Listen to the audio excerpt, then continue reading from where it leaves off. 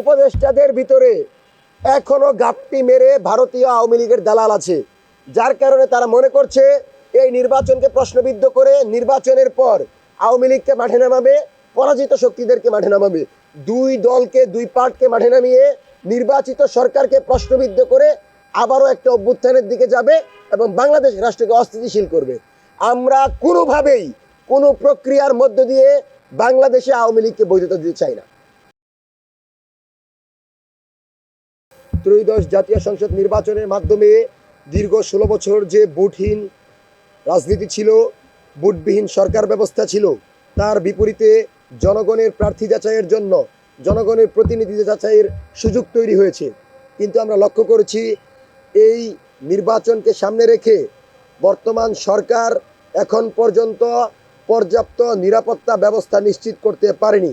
রাজনৈতিক সহিংসতা থেকে শুরু করে দলীয় কুন্দলে চাঁদাবাজি, টেন্ডারবাজি সহ সহিংসতা বেড়েই চলেছে। এমন প্রেক্ষাপটে সুষ্ঠু, অবাধ এবং নিরপেক্ষ নির্বাচন সম্ভব হবে বলে আমরা মনে করি না। অন্তর্বর্তীকালীন সরকার যদি অতি দ্রুত সময়ের ভিতর সকল প্রকার অবৈধ অস্ত্র উদ্ধার না করে নির্বাচনের দিকে যায়, তাহলে আমরা মনে করি বাংলাদেশের ইতিহাসে অন্যতম একটা ব্লাডি ইলেকশন হবে, যার মাধ্যমে অভ্যুত্থানের স্পিরিট পূরণ হবে না এবং জনগণ আবারও মাঠে নামবে এবং আওয়ামী লীগ নর্মালাইজ হবে। সেজন্য নির্বাচনের লেভেল প্লেয়িং ফিল্ড নিশ্চিত করা ছাড়া, নিরাপত্তা ব্যবস্থা উন্নয়ন করা ছাড়া 12 তারিখের নির্বাচন কোনোভাবেই সুষ্ঠু হবে বলে আমরা মনে করছি না। আমরা লক্ষ্য করছি বিভিন্ন রাজনৈতিক দলের নেতা এবং নেত্রীরা নিজের দলের আধিপত্য বিস্তারকে কেন্দ্র করে দেশের অভ্যন্তরীণ যে ঐক্য ছিল সেটাকে নষ্ট করার লক্ষ্যে বক্তব্য প্রদান করছে। আমরা লক্ষ্য করি প্রশাসনের উদাসীনতায় এখন পর্যন্ত আপনি লক্ষ্য করেন শেরপুরে জামাতের এক কর্মীর উপর, বিশেষ মেবি সে হচ্ছে সেক্রেটারি, তার উপর আক্রমণ হয় এবং তাকে হত্যা করা হয়। তাহলে নির্বাচনের পূর্বে যদি একটি দলের নেতাকে প্রকাশ্যে হত্যা করা হয়, তাহলে নির্বাচনের দিন নিজের দলকে জেতানোর জন্য এরকম হাজার হাজার নেতাকর্মীকে হত্যা করতে কিন্তু তারা কুণ্ঠাবোধ করবে না। তাহলে আপনি এমন পরিবেশে কিভাবে নির্বাচনের দিকে যেতে পারেন? আর আমরা প্রথমে বলেছি যে আপনি যদি সংস্কার করতে না পারেন, বিচার করতে না পারেন, আওয়ামী লীগের যে সন্ত্রাসীরা তাদেরকে যদি আপনি জালের ভিতর না নিয়ে মাঠে রেখে নির্বাচন দেন, তাহলে প্রফেসর ডক্টর মোহাম্মদ ইউনূস সরকার যেই সম্মানে বসেছিল সেই সম্মান তো দূরের কথা, ইতিহাসের সবচেয়ে বড় গাদ্দার হিসাবে আপনাকে ক্ষমতা থেকে যেতে হবে। আজকে আসিফ নজরুল্লাহ যদি মনে করে যে তারা আমাদের বিচার করে নাই, তারা আমাদের সংস্কার করে নাই, কিন্তু কোনো একটা দলের কাছে চুক্তি দিয়ে, কোনো একটা দলের কাছে কথা দিয়ে তাদেরকে ক্ষমতা হস্তান্তর করে তারা মুক্তি পেয়ে যাবে, তাহলে বুকার স্বর্গে বাস করছে। বিমানবন্দরে যদি একজন উপদেষ্টা নির্বাচনের পরের দিন যাওয়ার চেষ্টা করে, তাহলে তারা বুঝতে পারবে বাঁশের লাঠি কাকে বলে, বাঁশের লাঠির কি ত্যাগ, বাঁশের লাঠির কি পিটানি, সেটা তারা বুঝতে পারবে। আপনারা একটা জিনিস লক্ষ্য করছেন, আমরা যখন কথা বলি তাদের কাছে যাই, তারা আমাদেরকে বলে আপনাদেরকে নিয়ে আমরা 6 জন প্রতিনিধি ইসিতে যাই। ইসির একজন কর্মকর্তা উত্তর দিতে পারে নাই কেন ঋণ খেলাপিদেরকে তারা বৈধ ঘোষণা করেছে। তার মানে যে ইসি ঋণ খেলাপির দায়ে অভিযুক্তদের ব্যাপারে সিদ্ধান্ত নিতে পারে না, যে ইসি দ্বৈত নাগরিকের ব্যাপারে স্পষ্ট কথা বলতে পারে না, সেই ইসি নির্বাচনের দিন কোনো কেন্দ্রে ভোট চুরি হলে তাদের ব্যাপারে সিদ্ধান্ত নিবে, এটা আমাদের বিশ্বাস হয় না।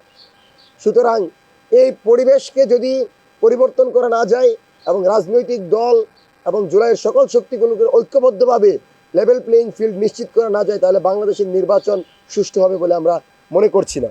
আমরা উদ্বেগের সাথে লক্ষ্য করছি যে সাইবার আক্রমণের মাধ্যমে উদ্দেশ্য প্রণোদিতভাবে বাংলাদেশে আন্দোলন সংগ্রাম নামানো হচ্ছে।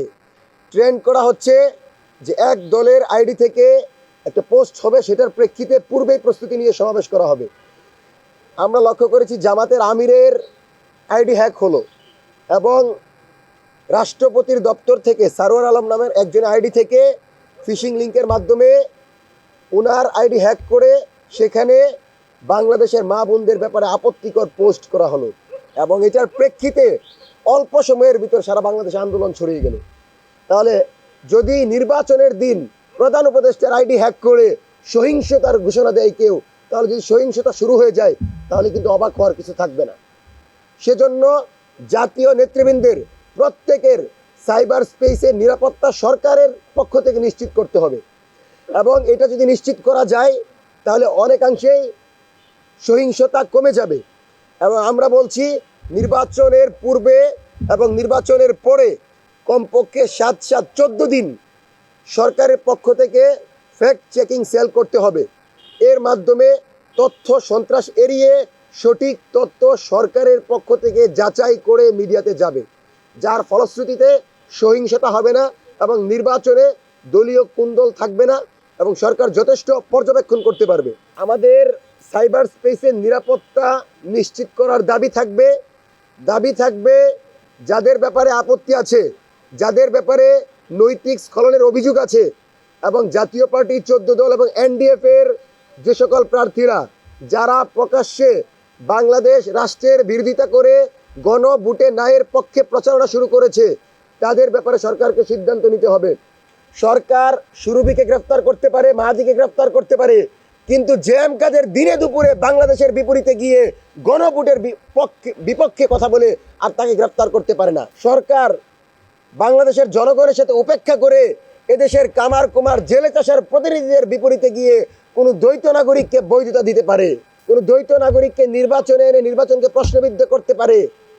উপদেষ্টাদের ভিতরে এখনো গাপটি মেরে ভারতীয় আওয়ামী লীগের দালাল আছে, যার কারণে তারা মনে করছে এই নির্বাচনকে প্রশ্নবিদ্ধ করে নির্বাচনের পর আওয়ামী লীগকে মাঠে নামাবে, পরাজিত শক্তিদেরকে মাঠে নামাবে, দুই দলকে দুই পার্টকে মাঠে নামিয়ে নির্বাচিত সরকারকে প্রশ্নবিদ্ধ করে আবারও একটা অভ্যুত্থানের দিকে যাবে এবং বাংলাদেশ রাষ্ট্রকে অস্থিতিশীল করবে।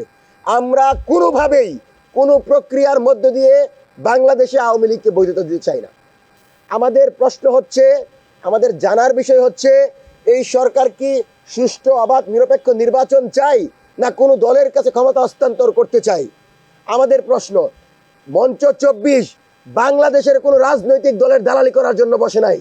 জামাতকে যেমন প্রশ্ন করতে পারি, বিএনপিকে প্রশ্ন করতে পারি, এনসিপিকে প্রশ্ন করতে পারি, বাংলাদেশের ফ্যাসিবাদ বিরোধী সকল দলের যে ভুল থাকবে সেই ভুলের সমালোচনা করে গণতান্ত্রিক কাঠামোকে প্রতিষ্ঠিত করার লক্ষ্যে মঞ্চ 24 কাজ করে যাবে।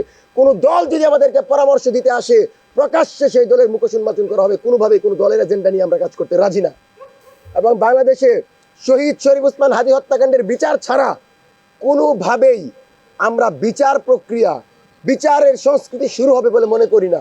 এই সরকারে মিলিটারি ইন্টেলিজেন্সের ভিতরে যদি আজকে সংস্কার করা হতো, আপনি দেখেন আমি ফাহিম ফারুকী কোথায় যাই সেই তথ্য তাদের গোয়েন্দা সংস্থা খুঁচায় বের করতে পারে, কিন্তু বাংলাদেশের অন্যতম জাতীয় নেতৃবৃন্দের একজন ছিল শহীদ শরীফ ওসমান হাদি।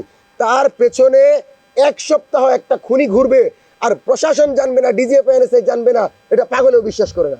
সুতরাং সম্পূর্ণরূপে এই গোয়েন্দা সংস্থার মিলিটারি ইন্টেলিজেন্সের নিষ্ক্রিয়তা ছিল, এবং তাদের এই নিষ্ক্রিয়তার ফলেই আজকে ওসমান হাদির হত্যা হয়েছে।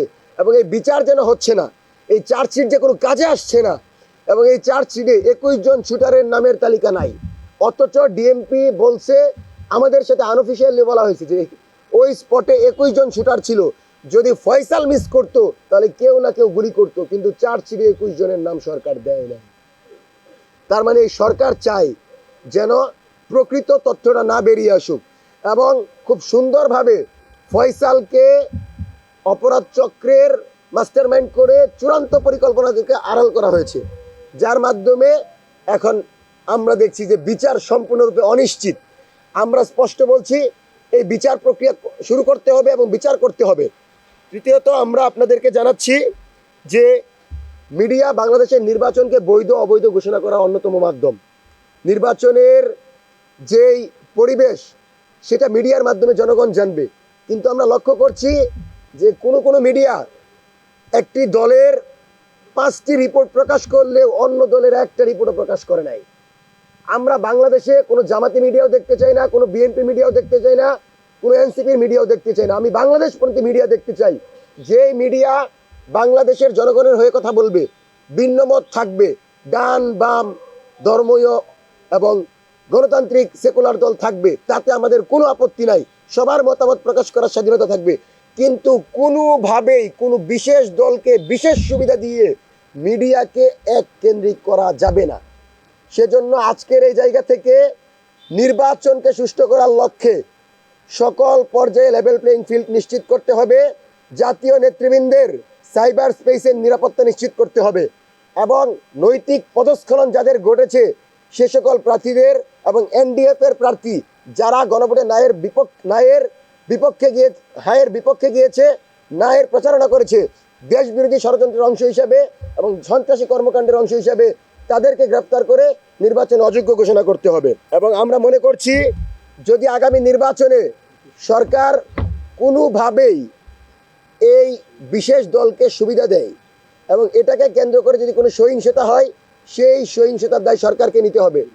এবং এখনও আমরা দেখছি অনেক দল বলছে যে নির্বাচনে তারা নাও যেতে পারে, তার মানে 12 তারিখ যে আন্দোলন নামবে না মাঠে এটার কোনো নিশ্চয়তা নাই। সেজন্য এই বিষয়ে সরকারকে পদক্ষেপ নিতে হবে। আমরা 4টি দাবি জানাচ্ছি। 1 নম্বর, বাংলাদেশের জাতীয় নেতৃবৃন্দের সাইবার স্পেসের নিরাপত্তা নিশ্চিত করতে হবে। দ্বিতীয়ত, নির্বাচনের পূর্বে এবং পরে যে কোনো তথ্য সন্ত্রাস এড়াতে সরকারের পক্ষ থেকে ফ্যাক্ট চেকিং সেল চালু করতে হবে, যার মাধ্যমে সঠিক তথ্য জানার সুযোগ হবে। এনডিএফ, জাতীয় পার্টি ও 14 দলের সাথে সম্পৃক্ত সকল প্রার্থীদের মনোনয়ন বাতিল করতে হবে এবং নির্বাচনের পূর্বে জুলাই যোদ্ধাদের নিরাপত্তা নিশ্চিত করতে হবে এবং কোনোভাবেই মাঠে অবৈধ অস্ত্র রেখে নির্বাচনে যাওয়া যাবে না। আমাদের এই দাবিগুলো স্পষ্ট এবং আমরা আশা করি সরকার সুষ্ঠু, অবাধ এবং নিরপেক্ষ নির্বাচনের বাইরে কোনো কিছু চিন্তা করবে না। যদি করে আপনাদেরকে বলে দিচ্ছি 12 তারিখেও বাংলাদেশে আন্দোলন হতে পারে। সেজন্য সরকার সুষ্ঠু নির্বাচনের দিকে যাবে সেই প্রত্যাশা ব্যক্ত করছি। changeTV.press, এক ফোঁটা হলুদ নেই।